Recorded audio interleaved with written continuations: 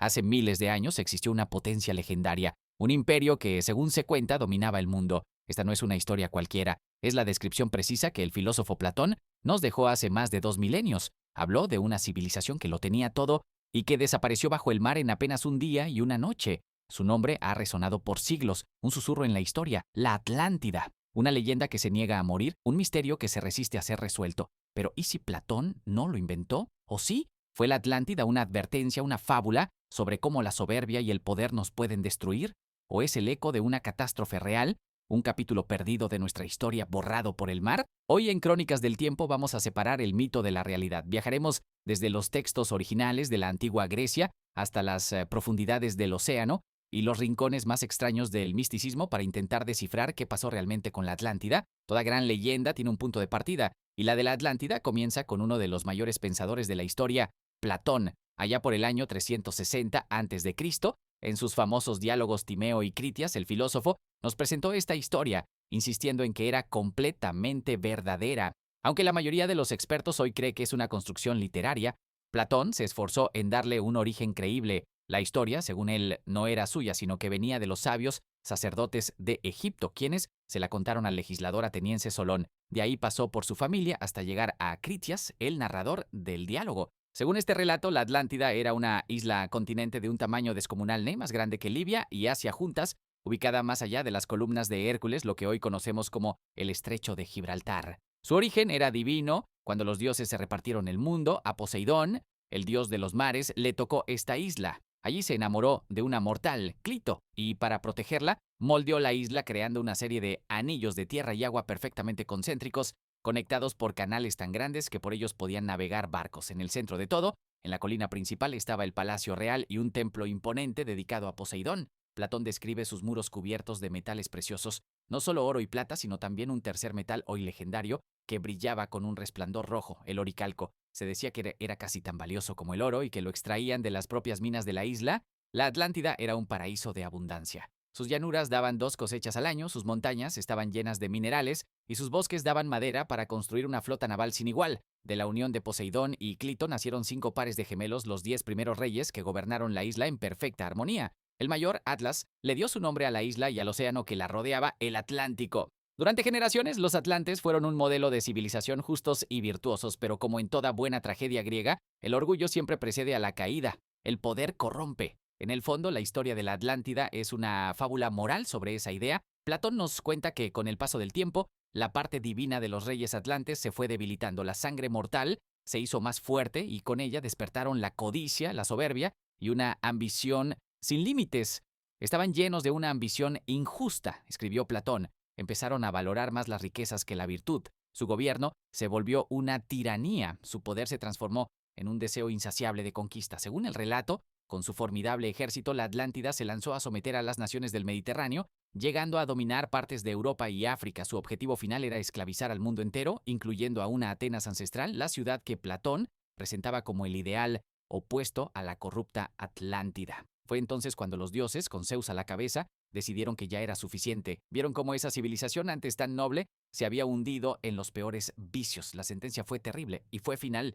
En un solo día y una noche espantosos, relata Platón, se produjeron violentos terremotos y cataclismos. La tierra se partió, el océano rugió y la orgullosa isla de la Atlántida, con toda su gente, sus palacios y sus ejércitos, fue tragada por el mar, desapareciendo para siempre. El desastre, cuenta la leyenda, fue tan absoluto que el mar en esa zona se volvió una barrera de lodo intransitable. La civilización más grande del mundo fue borrada del mapa, dejando solo una historia. Una advertencia para todos los que vinieron después. Pero ¿y si hay algo de verdad en todo esto? ¿Y si Platón no lo inventó de cero, sino que se basó en el recuerdo lejano de una catástrofe real? Esta pregunta ha obsesionado a exploradores, arqueólogos y soñadores durante siglos, lanzando una de las búsquedas más famosas de la historia. La primera pista, la más evidente, es la que nos dejó el propio Platón. Más allá de las columnas de Hércules, en pleno océano Atlántico, muchos han buscado en las Azores, las Canarias o en montañas submarinas pensando que podrían ser los restos de un continente. Sin embargo, la geología moderna es bastante clara. Un continente entero no puede simplemente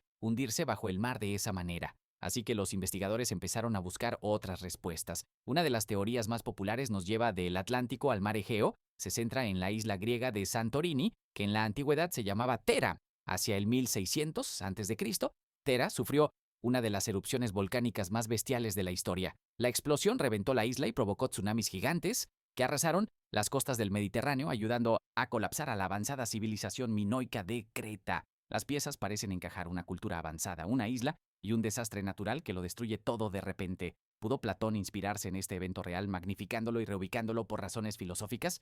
Otra hipótesis fascinante nos sitúa mucho más cerca en el sur de España. Usando imágenes de satélite y radares, algunos investigadores han encontrado extrañas estructuras sumergidas en las marismas del Parque Nacional de Doñana, cerca de Cádiz. Argumentan que estas formaciones circulares se parecen a la descripción de Platón y que un tsunami pudo haber destruido una ciudad portuaria en esa zona. Sin embargo, es importante decir que no hay un consenso científico. Estas estructuras podrían pertenecer a otras civilizaciones ya conocidas y no hay pruebas que las conecten con la Atlántida. Pero la búsqueda no termina ahí. Hay teorías para todos los gustos. Un geógrafo sugirió que la descripción de Platón encajaba con la geografía de Irlanda. Otros la han buscado en Sudamérica, en Bolivia. Incluso está la audaz teoría de que la Atlántida es la Antártida, que un desplazamiento de la corteza terrestre la movió de un clima templado al Polo Sur, donde yacería congelada bajo kilómetros de hielo. Cada teoría, por extraña que suene, demuestra el poder que todavía tiene esta leyenda. Si la arqueología y la ciencia no han podido encontrarla, la Atlántida encontró un hogar perfecto en otro lugar, el mundo del esoterismo y la imaginación. Y fue aquí donde la isla perdida pasó de ser una fábula filosófica a convertirse en algo mucho más grande.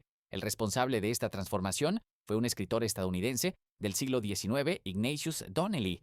En 1882 publicó su libro Atlántida, el mundo antediluviano, que se convirtió en la Biblia para los creyentes. Que Donnelly no solo defendía que la Atlántida fue real, sino que fue la civilización madre de todas las grandes culturas. Egipto, los mayas, los incas, para él los antiguos dioses eran en realidad los reyes atlantes y su tecnología fue el origen de todo. El diluvio universal presente en tantas culturas no era más que el recuerdo de la destrucción de la Atlántida. Por supuesto, todo esto es considerado pseudohistoria por la comunidad académica. A principios del siglo XX, la leyenda se volvió aún más mística gracias a Edgar Cayce, el profeta durmiente. En sus trances, Cayce describió la Atlántida con un detalle increíble. Habló de una civilización con tecnología muy superior a la nuestra, basada en el poder de enormes cristales que captaban la energía del sol y las estrellas. Según Cayce, fueron los atlantes quienes construyeron la Gran Pirámide y la Esfinge. Su sociedad, sin embargo, se dividió en dos bandos, unos espirituales y puros y otros que usaron la tecnología para la guerra. Este abuso de poder, según él, provocó 3 cataclismos que terminaron por hundir el continente.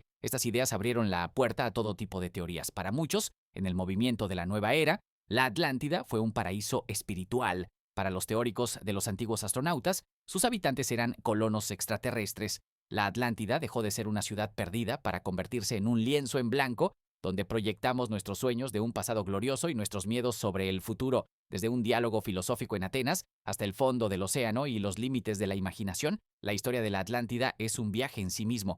Hemos visto el relato original de Platón, una potente fábula sobre el poder y la corrupción. Hemos explorado las teorías científicas que le buscan un origen real, desde el volcán de Santorini a las marismas de Doñana, y nos hemos metido en el mundo esotérico, donde la Atlántida es lo que cada uno quiera imaginar. Después de todo, la pregunta sigue ahí: ¿qué fue realmente la Atlántida? La ciencia es clara. A día de hoy, no hay ni una sola prueba arqueológica sólida que demuestre que existió. Para el mundo académico sigue siendo lo que Platón probablemente quiso que fuera, una historia increíblemente poderosa creada para enseñar sobre la justicia y la arrogancia.